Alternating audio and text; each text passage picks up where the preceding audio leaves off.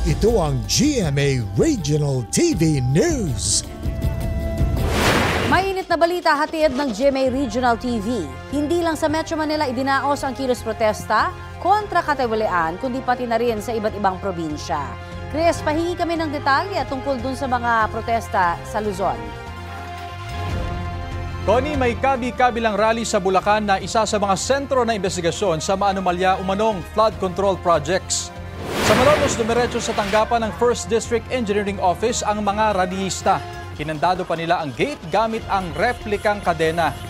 Nagtipon-tipon naman sa harap ng Malolos Cathedral ang grupo ng mga magsasaka at mangingisda. Naglabas din ng hinaing ang ilang taga-kalumpit na madalas ding bahain.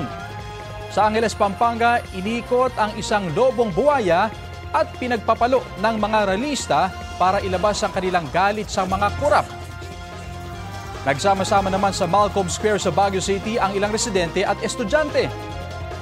Sa Bicol naman, nagkilos protesta rin ang ilang taga-Daet Camarines Norte sa First Rizal Monument.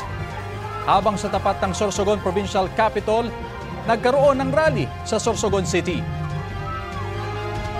Nagmarcha naman ang iba't ibang grupo ng kabataan sa Catanduanes. At dito naman sa Dagupan, Pangasinan, nagkaroon ng Rosary Rally bilang pakikiisa laban kontra katiwalian.